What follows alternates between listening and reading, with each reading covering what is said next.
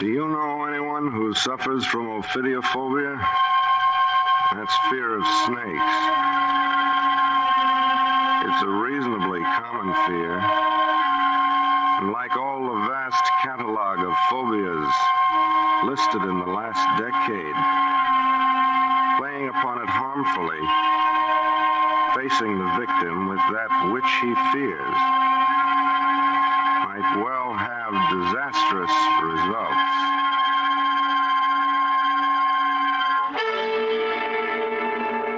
Hello, creeps. This is T4Y, opening the doors of the Mystery Playhouse. Our story tonight is guaranteed to frighten you, to leave you 25 minutes from now cold with horror. Our author has been called the modern Edgar Allan Poe. Most of you are familiar with his works, both here on the Mystery Playhouse and on many of the suspense programs which you hear each week. His name is Cornell Woolrich. The story is called A Death is Caused. On the terrace of a smart cafe sit two smartly dressed young women. Only a certain languorous warmth in the air betrays the fact that the scene is a restaurant on a tropical island.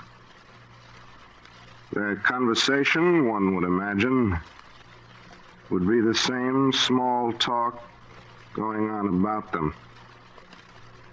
Yet as we draw closer to their table, we hear the attractive brunette say, "Then why don't you kill him, Pauline, if you hate him so much?" Wives who kill their husbands are generally arrested, Marie. Only if they do it in the usual foolish way. Now, if I'd married Donald and wanted to get rid of him... You were in love with Donald before I married him, weren't you? Oh, I might have married him if you hadn't. He's worth several million. That's a lot to pass up. But as I was saying, if I wanted to get rid of him, I'd simply find his weakest point and turn it against him. Weakest point? Yes. Some fear of his. See? Well, everyone is afraid of some one thing. Fire, water, falling off a cliff. You must know his. Yes, maybe I do. Well? Snakes. Snakes? Oh, that's nothing, dear. Most people have an aversion to the slimy thing. Oh, no. His goes deeper than that. We saw one once along a path. I thought he was going to have an attack of some sort. Later, he admitted he had a mortal fear of the things. Wouldn't even let me mention them again. Well, that could be our point of attack. Now, if he were to think there were a deadly poisonous snake loose in the house with him... Oh, but how could I get a poisonous snake into the house without risking my own life? Well, it wouldn't really be poisonous, Pauline. You'd make him believe it was. And his imagination would do the rest. Finish your cocktail, dear. You mean it would really be death by imagination? Well, of course. Now, see here. You know that closet under the stairs in your house? Well, if Donald should be trapped in that closet and made to believe a snake is in there in the dark with him, if he thinks he can't get away from it or see it to kill it, no human could stand that, especially Donald with his phobia. But then it wouldn't seem like murder at all, would it? Well, of course not, darling. Plant the snake in a box or a basket. Let him see it there first, and then take the snake out when he isn't looking and put the empty basket in the closet, tipped over, so he'll think the snake has crawled out. And there's your murder. Death by imagination, with no clues left behind. Oh, but Marie, if it's dark in the closet, how could he see the overturned basket? Most men carry matches. When you have a chance, take all but one out of his pocket. That should burn just long enough for him to see the basket, but not long enough for him to be able to search for the snake. But he'd be terrified and scream. Wouldn't the neighbors hear him? Not if you turned on the radio, loudly. No. I could never handle a snake, Marie. You know how bad my heart is. You'll find you can do a lot of things when you're driven to it.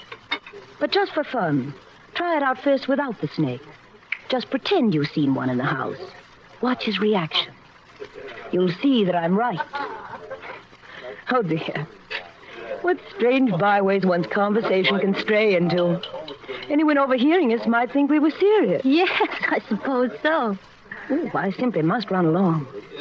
Oh, by the way, speaking of snakes, I know of an amazing snake woman, an old native who catches them by the bushel to make cures and remedies. They call her Mama Fernanda, I believe. Mama Fernanda? Yes. Well, come along. I've got the checks. This is my treat.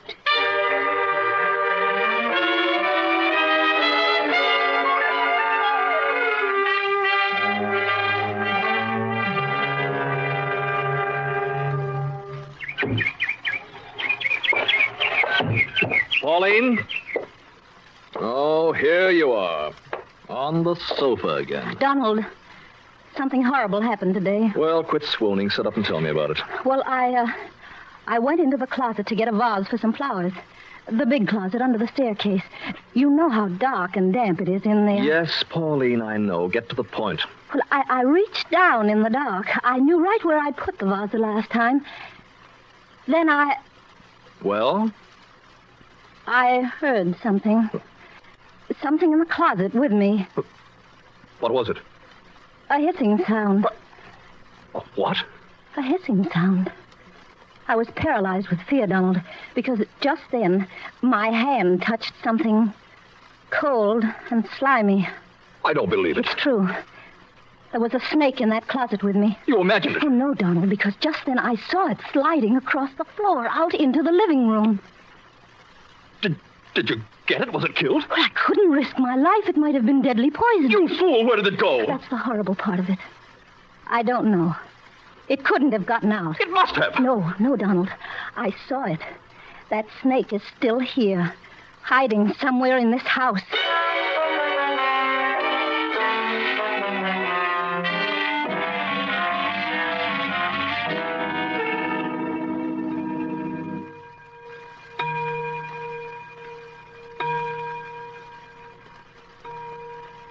Oh, 10 o'clock.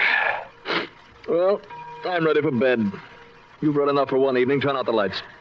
Donald, I'm so nervous ever since that scare we had yesterday. Please, couldn't I have a glass of brandy before we go to bed? I'm not going down in that basement tonight. Well, then give me the key to the wine closet. I'll go myself. Oh, never mind. I'll go if you must pamper yourself. Donald! Wait. What's the matter now? I heard something just then. It came from over there in the dining room. I didn't hear anything. Oh, you must have. Listen.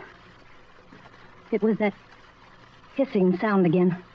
It couldn't be the snake. I had men searching this house all night last night. Well, you know how lazy and careless those natives are. They could have missed seeing it. I went with them. I know it's still in this house. I didn't want to tell you, but I saw it again. Where? I had the radio on. The tubes must have made it warm underneath. It crawled under there. I turned the radio off, and then, in a little while, I saw it crawling out. A big yellow thing wriggling across the floor. Stop it, Pauline! I ran out into the kitchen to get Pepita, and when she came in, it had gone, hidden itself again, in this house somewhere. I've got to get out of here! I told Pepita what it was like. She said it was deadly, Donald. It could kill any of us in an instant. And now it's here. It's here, Donald, in this room. I heard it just a minute ago. No, let me out of here! I've got to get out!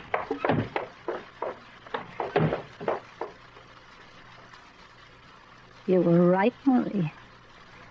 It works. It works beautifully. His mind, his imagination can kill him. When I set the stage. And it won't even be murder.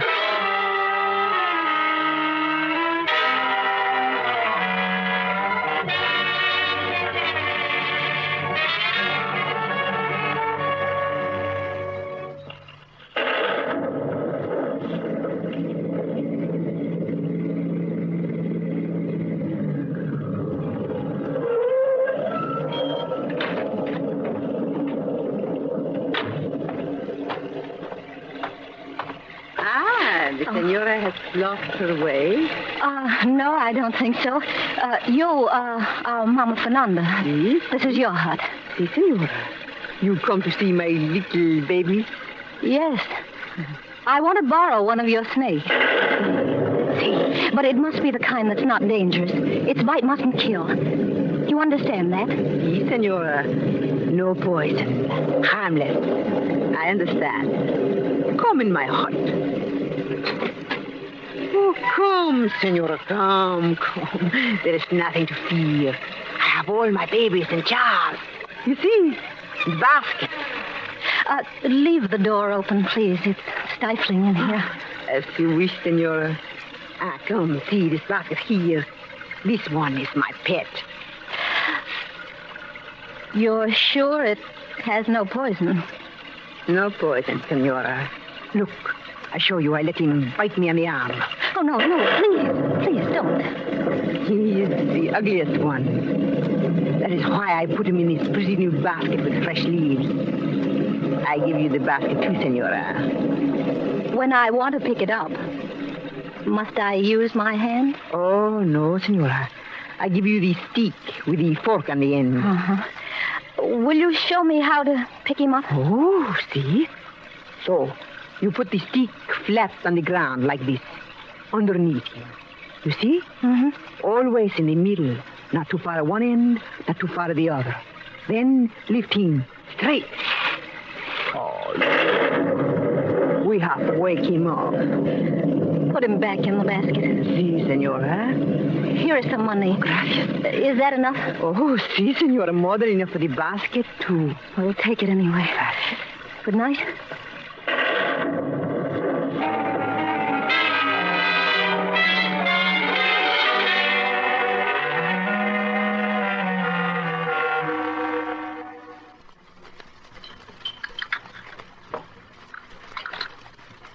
More coffee? I have enough, thank you. Dining by candlelight has such charm. Don't you think so, Pauline? So conducive to domestic harmony. Where's Pepita? I let her go. I let all the servants go. There's some sort of celebration the natives are having. I haven't heard about it. Sorry if that annoys you. Everything about you annoys me. Then why don't you let me go? Why do you keep me here, Donald? The door is open. I've told you you can go. You know I can't just walk out into the street. I'm thousands of miles from home. I've no money to get back to the States. Well, you'll just have to stay then, Pauline. Donald, you don't love me. You keep me here to torture me. It's the only diversion you have. Why shouldn't I? You married me for my money. I bought you. I shall amuse myself with you as I choose. Very well. I'd better light fresh candles on the buffet. These are about finished. Suit yourself. The men still haven't found the snake, have they? I told you not to speak of that again. I wonder where it could be hiding. Did you hear what I said? What's that you're taking out of the buffet cabinet? I don't know what it is. Just a basket. One of the servants must have brought it in and left it here by mistake. Something they wanted to take to the celebration, probably, and forgot. Just occurred to me. Might be colorful on the table here, between the candles. You're a fool, Pauline. Sit down. I'm sorry about the dessert. Can't I get you some fruit? Have we got any? Well, there's probably some in this basket here.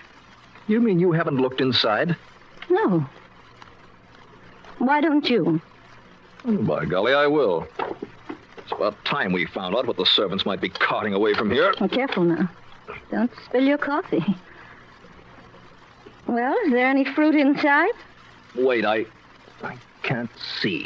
Pauline! What is it? The snake! It's in that basket. In there? I saw it with my own eyes. It opened its mouth and reared at me. Help me, Pauline. All right, Donald. I'll take the basket out into the kitchen. Be careful. Take the lid on the basket. I saw it. I saw it. It nearly touched my hand. There. Gone. I put it outside. It's like when I was a kid one time. One got into my bed. I knew enough not to move. I lay there all night long with it twined around my leg, waiting for them to come into me the next morning. They managed to kill it without my being bitten, but I've never forgotten it. It scarred my mind for life. Go in the bedroom and lie down. Oh, this is the first one I've ever been that close to since then. My hand was only inches away. Go on now. Get some rest. Yes, I've got to lie down. Lock the screen doors. All of them tight.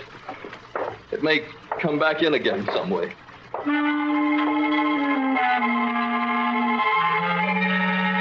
Yes, Donald. It may come back again some way. What was it? What was the first thing Marie said I must do? Remember, Polly, take the snake out of the basket. Yes, take the snake out of the basket. And I can put it in this canister here until afterwards. Use the oak snake, Senora, on the ground, underneath my baby. Then lift up straight. See, it curls himself around his cheek. Ah, in you go. There. Now put the empty basket in the closet under the stairs. Put the basket in one corner, tipped on one side, the lid in the other. Now, what else? What? Oh, yes, the matches. Did you leave him just one match in his pocket? You did? Good. Now hurry into that closet. Here's the hook. It's just high enough. Now, if I can catch my dress on it. No, just a little higher. There. Now the lace is caught just back of my shoulder. Now call to him to help you. Go on, Polly. Call. Donald! Donald, you must hear me. Knock over the bench by the door. You can reach it without tearing your dress. Then he'll be sure to hear. Kick it over, Polly. Donald! You must hear me. Oh, what's all that racket? Donald, it's me. Come here. Oh, what the devil's going on in here? I thought you went to bed. I've been trying to make you hear me. What are you doing in that closet? I came in to get something in the back of my dress. Somewhere got caught on a nail. I can't reach it. Well, what are you going to do? Stay in there all night? I'm afraid of ruining my dress. If I could only find where it's caught, I could work it off gently. Please help. I suppose it's the only way I'll get any rest. Where's it caught? Somewhere here in the back. Well, move over a little. I'll have to step in around behind you. Find it? Yes, hold still. Polly! Now, to shoot the bolt. Oh, let me out! Donald, can you hear me? Let me out! Donald, listen to me. In the pocket of your suit, in the right-hand pocket, is a single match. Oh. Take it out. Light it a minute. I want you to see something. What are you trying to do? Donald, light the match. You'd better do as I tell you. All right, it's lighted. All right, now look over your shoulder. Look over into the corner. Now into the other corner, quick, while the match still lasts. Polly! Don't move. Stand still. You'll be all right. It's in there with you. It's a snake! Yes, Donald. I wanted to put it someplace where you wouldn't see it. Donald, listen. But the basket dropped out of my hands and rolled over. Get me out of here! I think the snake got out. The match went out with the other one I have! Don't move. Don't move, whatever you do. Stand still, perfectly still. You let me That's out your of only here. chance. Polly, you here, let me out here. I'll go out of my mind. Now, Polly! now the radio. Let me out of So here. the neighbors won't hear. What are you doing? Polly! Get out!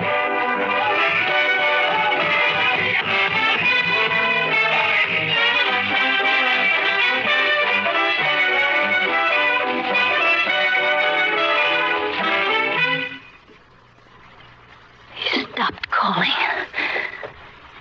It's quiet now.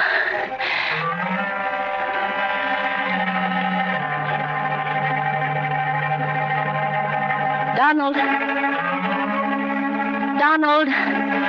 Can you hear me? And there's your bid. Death by imagination.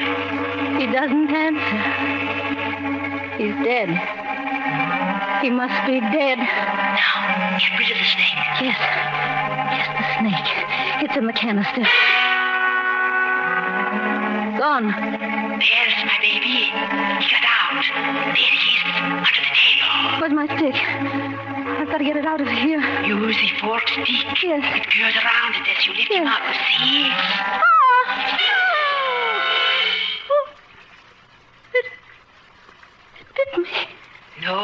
Listen, Senora. See, I will let it bite my arm. Bit me. There's a horrible red mark. Pauline! Pauline, where are you? Marie! Oh, Pauline, I came to warn you. The snake, where is it? I don't know. It's gone. It fell off the stick onto the floor. Just now, I've got to find it. No, don't touch it. There's been a terrible mistake.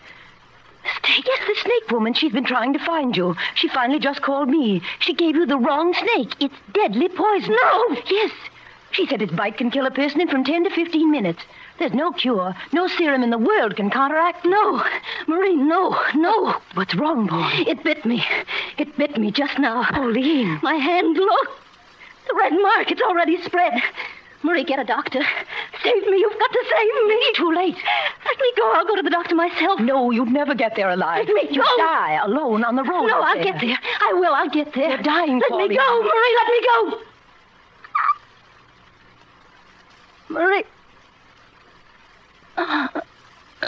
Marie. Yes, Pauline. My heart. Smelling so. Get them for me. Quickly. Nothing can save you now. Help me. You're dying, Pauline. The poison is killing you. Help me. Marie. You. Friend.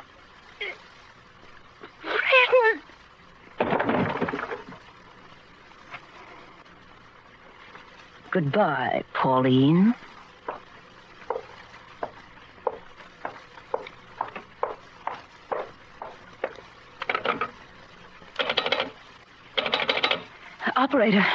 Operator, call Dr. Kenyon's office at once. Dr. Randolph Kenyon. Tell him to come to Donald Barron's house right away. Something terrible has happened. He may be able to save Mr. Barron. No, Pauline Barron was dead when I found her.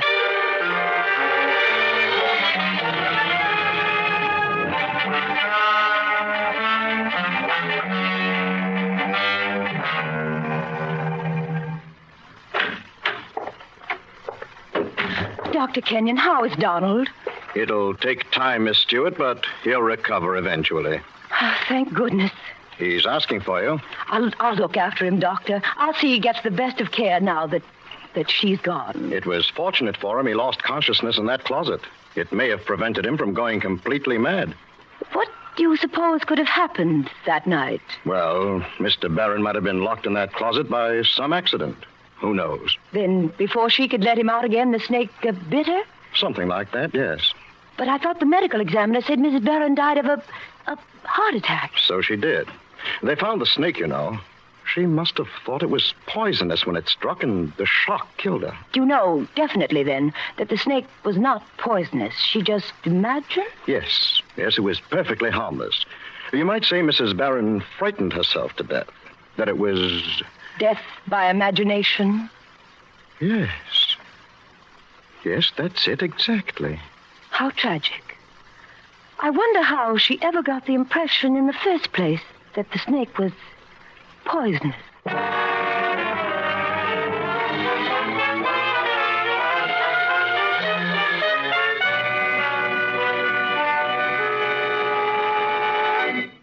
That was A Death is Caused by Cornell Woolrich, heard on your Mystery Playhouse. And this is T4Y saying good night. Sleep tight. This is the Armed Forces Radio Service.